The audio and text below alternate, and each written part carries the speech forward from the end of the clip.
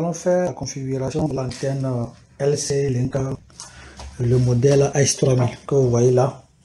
Je l'ai déjà branché par son câble au port qu'il a dessus. L'antenne est déjà montée avec cette tige qui permet de faire l'extension. Donc tout est ok. Donc on va vérifier l'adresse IP de l'antenne derrière.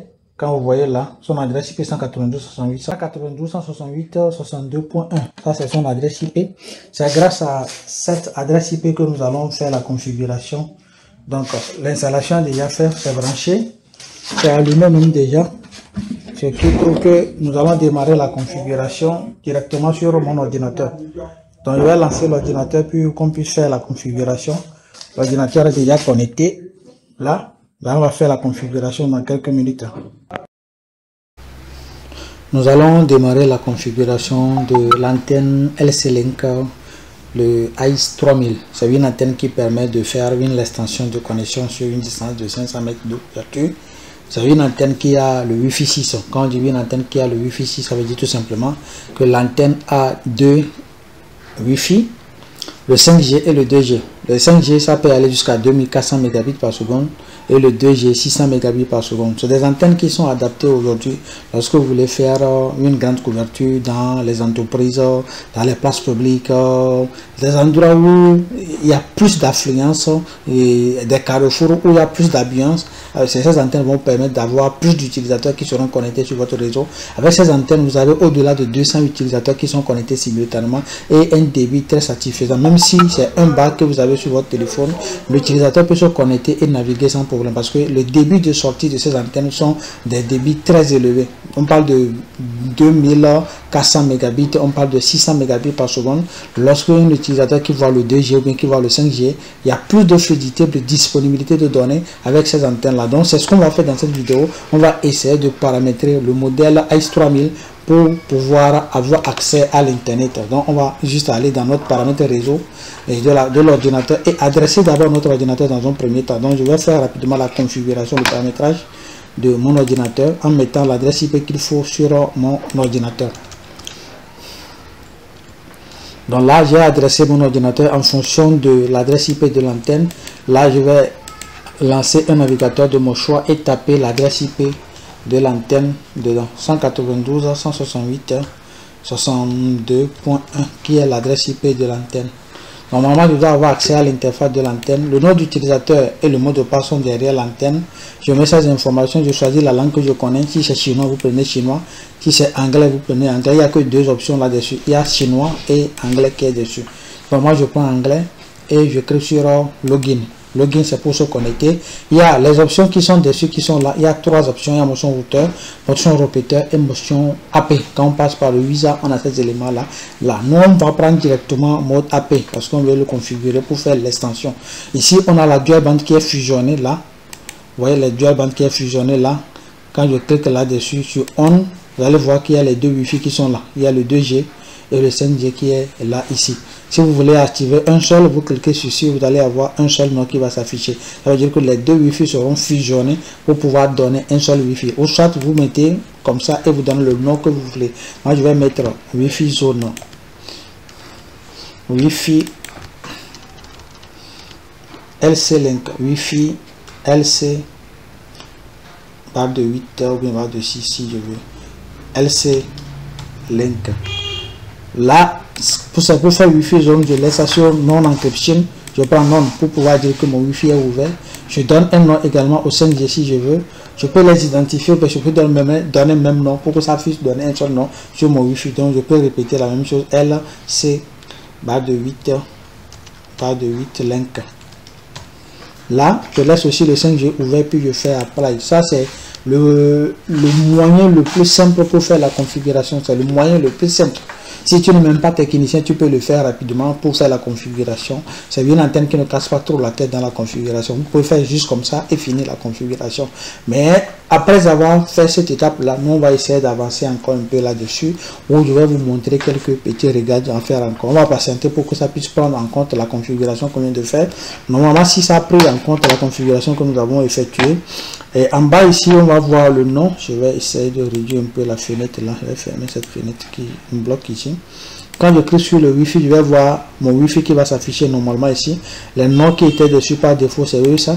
Maintenant, quand ça va prendre en compte notre configuration que nous avons effectuée, ça va nous donner Wi-Fi LC Link comme vous voyez ici. Il y a le Wi-Fi LC Link parce qu'on a donné le même nom, donc ça va fusionner les deux, ça va donner un seul nom. Mais si c'est qu'on avait séparé les deux, vous allez voir les deux Wi-Fi qui vont s'afficher ici, le 5G et le 2G. Vous avez cette possibilité là de créer des noms différents sur les deux Wi-Fi. Pour ceux qui captent le 5G, peut capter le 5G. Pour ceux qui captent le 2G, peut capter le 2G. Ce qui est encore intéressant là-dessus, vous pouvez configurer la base en AP et configurer les autres en mode répéteur pour que ça puisse établir la liaison. Comme il a le 5G, vous pouvez utiliser le 5G pour connecter la liaison, pour effectuer la liaison point à point en même temps avec son 5G qui est dessus.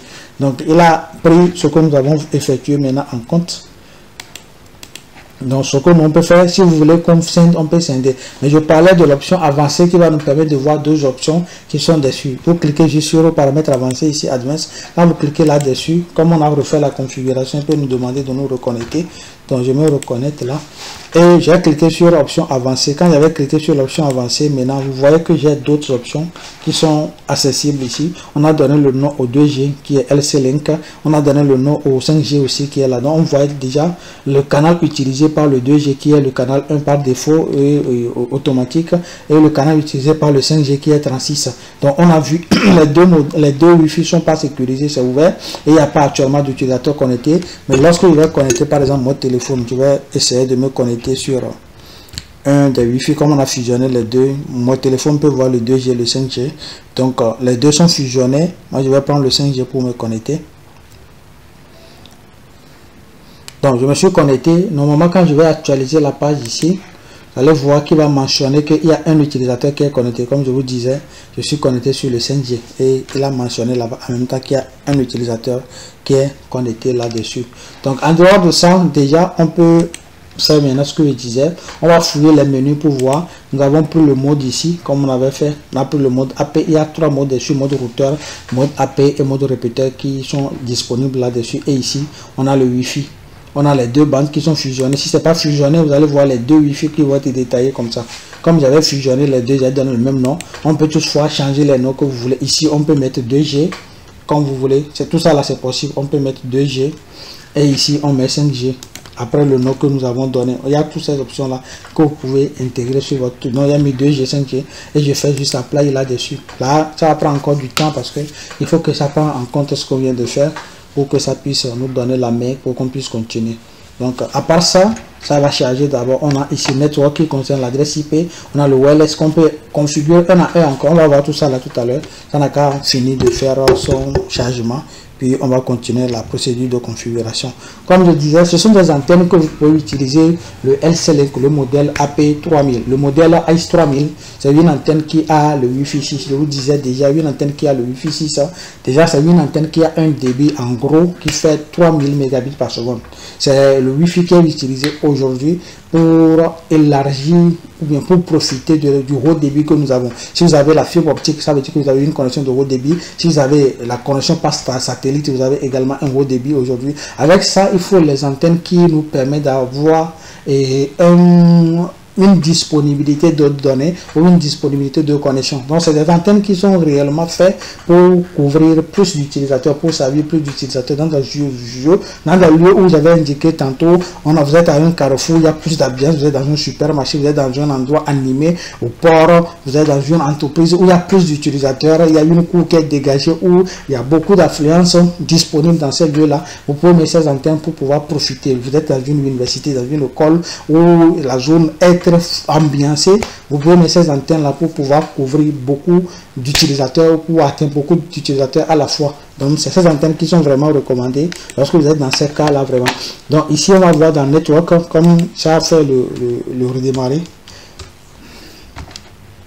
Donc on va essayer dans network. Je vous parlais de network. Actuellement le network est sur DHCP.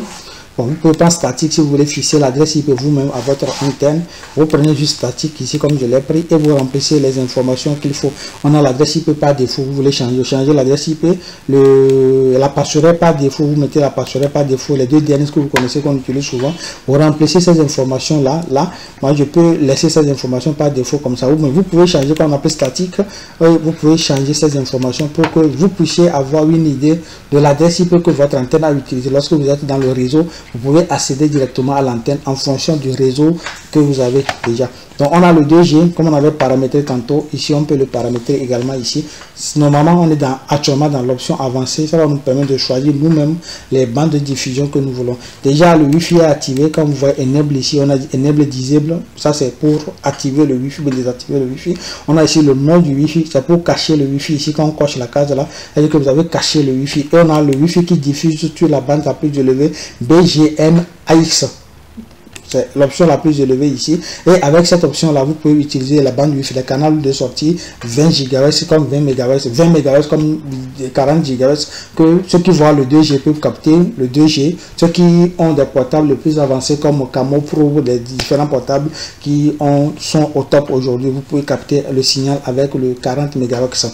Donc ça c'est sur le 2G. Ça. On a le pays qui est choisi par défaut, États-Unis. Vous avez le canal. Vous vous rappelez que par défaut, il avait choisi un comme canal de diffusion. Vous pouvez également changer le canal. Vous pouvez également changer le canal. Il y a 13 canaux là-dessus. Vous pouvez changer aussi les canaux quand vous voulez. Ça vous permet d'avoir une idée du canal que vous avez choisi. Si vous avez 2-3 antennes installées, vous pouvez changer les canaux pour pouvoir savoir exactement telle antenne qui regarde sur le côté diffuse sur tel canal.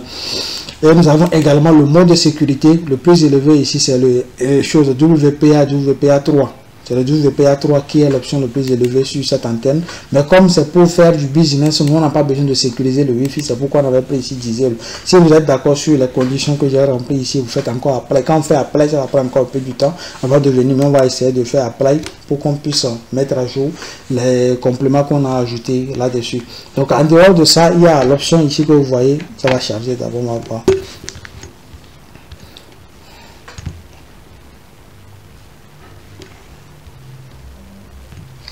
Donc on patiente un peu pour que ça puisse charger. Actuellement c'est sur le 2G. Quand on est rentré dans l'option avancée, on est actuellement sur le 2G pour voir s'il y a des choses encore à faire sur le 2G. Donc c'est ce qu'on est en train de régler actuellement. Ça nous permet d'avoir une idée globale que de ne pas utiliser complètement le mode visa, mais on peut aller au-delà de ça. On a Advanced ici, on a paramètre Advanced ici qui nous permet de voir également quelles sont les différentes intentions qu'on peut encore faire ici. Donc ici, quand je vérifie, il n'y a pas grand chose à faire ici. Donc on regarde seulement, il n'y a rien à faire à ce niveau, je laisse ce côté là. Il y a le roaming. On n'a pas besoin de toucher quoi que ce soit ici, tout est déjà activé par défaut. Donc on va laisser ce côté là, on va aller directement sur le 5G. Quand vous allez sur le 5G est activé. Si vous cochez la case, ça veut dire que vous avez caché le 5G et la fréquence, le mode du Wi-Fi. On parle seulement de la norme du Wi-Fi ici, c'est le 11 AN, AC et AX, comme c'est le 5G et c'est une antenne qui est à 3000 mégabits par seconde. La plus élevée sur le 5G ici, c'est le AX que vous voyez là et c'est une antenne qui peut diffuser sur 80 et 160. La majeure partie de nos téléphones aujourd'hui sont dans 80 MHz. Donc les portables de la dernière génération peuvent capter le 60 et 80 MHz par seconde. On peut prendre même 120 MHz. Si c'est qu'il y avait les deux qui étaient combinés, on allait prendre 80, 60, mais 80 et 160 MHz. Mais ici, on va laisser ça sur 80 parce que quand on prend 160, ça va exclure certains portables et c'est pas raisonnable. On va laisser ça sur 80 pour que ça puisse prendre un bon nombre de portables qui utilisent le 5G. Et même pour nous permettre de faire aussi des liaisons avec son 5G, on le fait comme ça. Et on a choisi le country. Vous vous rappelez de l'autre côté, c'était un canal par défaut et ici c'était 36 par défaut. Là ce qu'on va faire, on va aller plus loin, on va prendre 161 ici comme canal et on va laisser l'option là désactivée. Je ne maîtrise pas tout ce que ça fait, mais on laisse ça sur désactivé. Et au niveau de sécurité aussi, comme je l'avais dit, c'est WPA3 qui est l'option la plus développée ou bien la plus avancée sur les appareils de Wi-Fi 6. Donc c'est ça, on laisse ce côté de Wi-Fi aussi désactivé parce que l'objectif c'est de faire du Wi-Fi zone avec notre antenne. Donc on va faire apply. Quand on fait apply, on patiente quelques secondes pour que ça puisse charger encore la configuration, prendre en compte encore notre configuration qu'on a effectuée. Après ça, on a le système management où on peut voir les petits réglages qu'on peut faire dans le système comme l'heure, la date, les choses qui sont dans le système management. On a système tool qui permet de faire redémarrer l'antenne, réinitialiser l'antenne, bref, faire backup de l'antenne, des options qui sont disponibles souvent dans le système tool. Donc on va finir avec les autres options qui sont là, ou bien les autres menus qui sont là. Dans Advanced ici, on n'a pas rien, on n'a rien à toucher, on laisse tout ça OK ici. Comme je disais, donc on va directement aller dans Système Manager. Quand vous allez dans Système Manager, c'est lié d'abord au mot de passe qu'on avait mis admin. On peut changer le mot de passe si on veut sécuriser plus l'antenne, l'accès. On peut changer le mot de passe en mettant l'ancien et mais nouveau ici pour pouvoir le changer. On a également le protocole NTP, NetTime protocole qui permet de synchroniser le temps d'horloge sur l'antenne. Aujourd'hui, l'antenne a été créée normalement en mars, en avril, 4e mois de l'année 2025, l'antenne a été créée. Donc on peut régler l'heure. On a également le temps ici qu'il faut choisir. On parle souvent du temps universel, donc on va essayer de voir si on peut prendre temps universel pour pouvoir être à jour automatiquement. Donc on va chercher le temps universel. Généralement le temps universel devait être là. Le temps universel, je vais remonter voir. Ici on a Londres ici. On a ici, on prend ici Morovia, on prend ça comme temps universel sur notre antenne. On a le NTP qui est activé. Donc ça nous permet d'avoir notre antenne à jour à l'heure. Donc ici on va essayer de changer les informations qui sont ici. Là, comme j'ai fait la mise à jour, ça a pris en même temps le truc à jour. Actuellement, je fais la configuration à 19h42. Donc, on a choisi Mouro. Ici, c'est pour vérifier la mise à jour. S'il y a une nouvelle mise à jour qui est disponible, on peut chercher la mise à jour et venir uploader sur notre antenne. On a le système log ici pour voir. Actuellement, log n'est pas activé. Ça nous permet de voir les actions. À chaque fois qu'on effectue une action sur l'antenne, log va nous pouvoir capter ces informations-là ici. Donc log, c'est comme voir ce qui se passe en temps réel sur l'antenne qui est enregistré ici avec des heures et des dates précises. On a l'option de redémarrage de l'antenne. Si on veut redémarrer l'antenne à une heure précise, on peut dire à telle heure on veut que l'antenne se redémarre automatique. Ça nous permet de refroidir l'antenne par moment pour que l'antenne ne soit pas allumée en permanence. Donc on peut choisir telle heure et on programme l'heure à laquelle on veut que l'antenne se redémarre automatique. Si on n'a pas besoin de ça, on laisse ça sur disable. On a ici redémarrer l'antenne, on a ici réinitialiser l'antenne, on a ici l'information relative à l'antenne qu'on a ici, et on a le système setting qui permet de sauvegarder la configuration que nous avons effectuée sur l'antenne. Pour finir, on va dans système tool. Je parlais entre temps de système tool. On a ici l'adresse IP du domaine, on n'a pas besoin de ça. On a ces informations qui ne sont pas trop utiles ici. Ce qui nous intéresse, c'est système manager qui nous permet de faire peut-être redémarrer, réinitialiser, avoir les informations du système et avoir côté administration, changer le mot de passe, changer l'adresse IP, et aussi au niveau de setting qui nous permet de mettre à jour notre système de trucs, le temps de synchronisation du temps d'horloge. Donc bref, on a fini avec la configuration qui est sur l'antenne. Tout est OK. On revient dans système. Quand vous revenez dans statut, système statut, ça peut voir la configuration comme je le montrais. On avait changé le canal là sur 1 et l'autre on avait changé ça sur 102. Les antennes actuellement sont pas connectées. Il n'y a personne qui est connecté sur ces antennes, sur ces Wi-Fi actuellement. Et vous allez constater qu'en bas, il n'y a pas de nom ou bien nom d'utilisateur qui est connecté actuellement sur ces antennes là. Déjà, on a le CPU qui est à 1%, il n'y a rien du tout. La mémoire qui est à 47%. Donc, ça prouve que notre antenne travaille et c'est parfait. Donc, après avoir configuré l'antenne comme ça, on peut le mettre dans notre système ou bien on va le mettre la connexion dessus pour pouvoir tester vraiment est-ce que ce qu'on a fait là, est-ce que c'est du bon. On va essayer d'abord d'envoyer la connexion là-dessus. Comme vous voyez, il y a les deux Wi-Fi qui sont mentionnés ici. Je vais mettre la connexion. Je vais mettre la connexion sur l'antenne. Je vais débrancher mon câble du réseau local et j'envoie la connexion là-dessus.